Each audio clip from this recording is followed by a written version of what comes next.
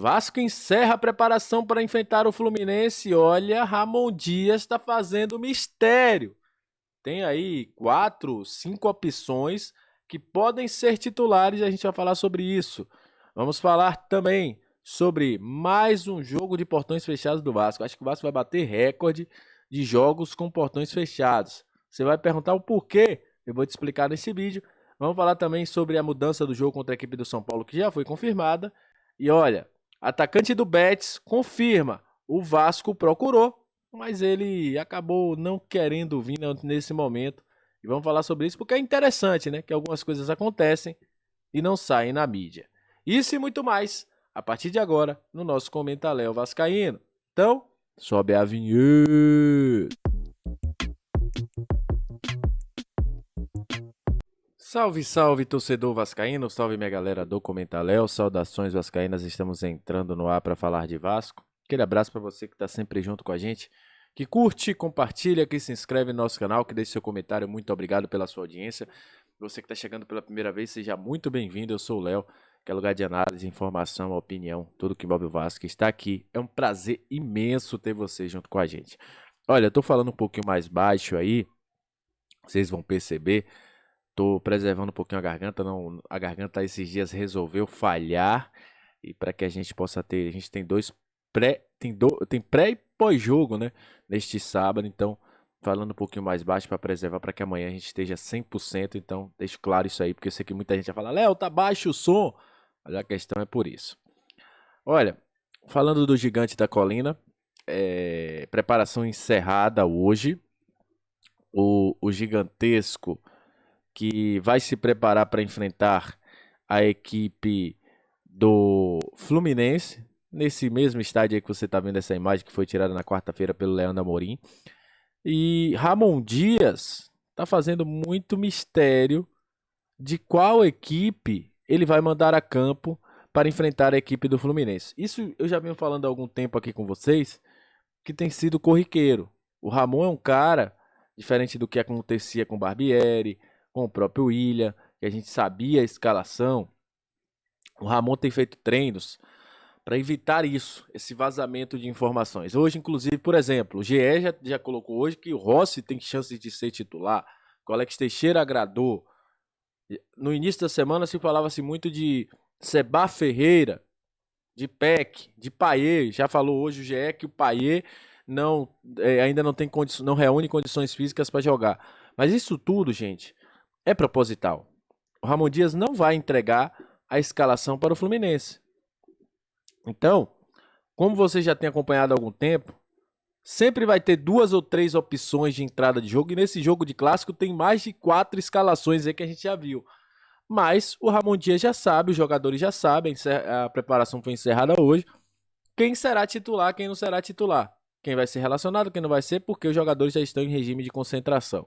O jogo acontece às 16 horas e tem as diversas possibilidades. Não vou cravar aqui uma escalação, a menos que a gente tenha essa informação aí para a noite, a gente vai trazer para vocês. Mas tem a possibilidade do próprio Payet jogar, a possibilidade de jogar com 2 atacantes, a possibilidade de uma entrada de um Rossi no lugar de um Serginho. Serginho é o cara que parece que vai perder a posição, né? Porque se o Payet entrar, entra na posição dele. Se o Rossi entrar, entra na posição dele. Mas o Ramon Dias está fazendo aí esse suspense, esse mistério, para não entregar de bandeja ao Fluminense qual será o time do Vasco no próximo domingo, né? Ou próximo sábado.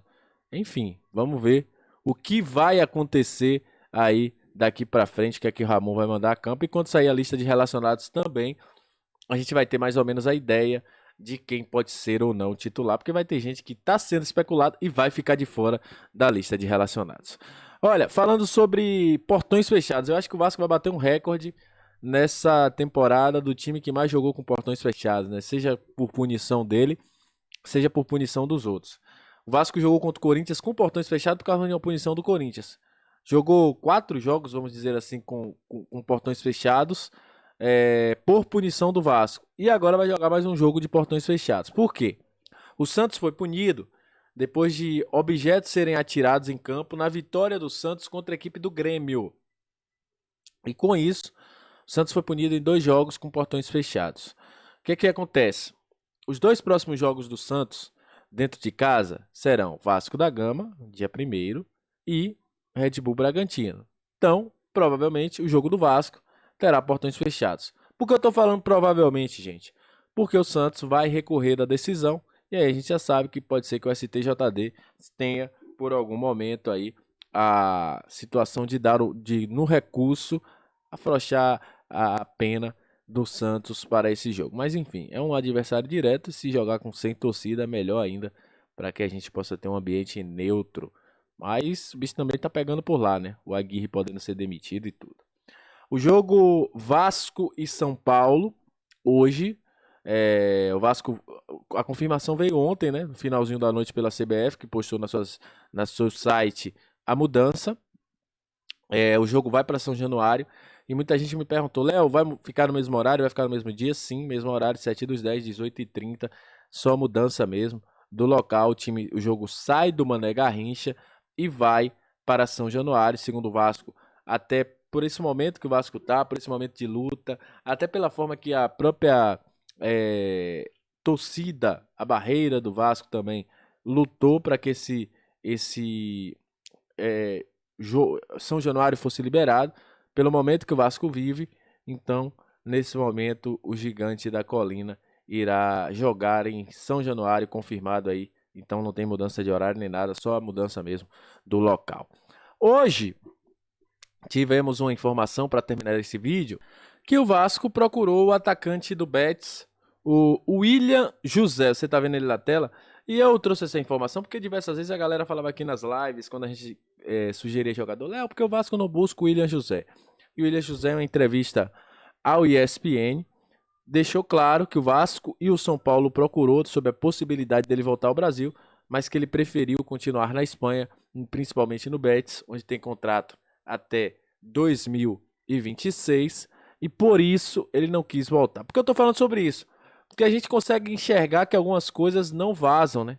Se o William José não fala, a gente nem ia saber que o Vasco o procurou para contratar, mas o jogador acabou aí querendo continuar na equipe do Betis, onde tem contrato até 2026. Que bom, né? Que a gente hoje tem o Verratti, que é um atacante que, querendo ou não, até esse momento, tá correspondendo às nossas expectativas ali como um centroavante de área. Mas fica aí o registro que o Vasco tentou a contratação de William José, dito por ele mesmo na entrevista ao ESPN. Olha, gente, muito obrigado a você que chegou até esse momento do vídeo. Como eu falei, me desculpem aí se a voz está um pouquinho mais baixa, eu estou mesmo preservando porque tá complicado. O negócio tá pegando aqui, principalmente para quem trabalha com voz. Você tá com a garganta trancada, é problema. Mas enfim, demos o nosso melhor aí no nosso vídeo para trazer informações do Vasco para vocês. Até a próxima, saudações vascaínas e valeu!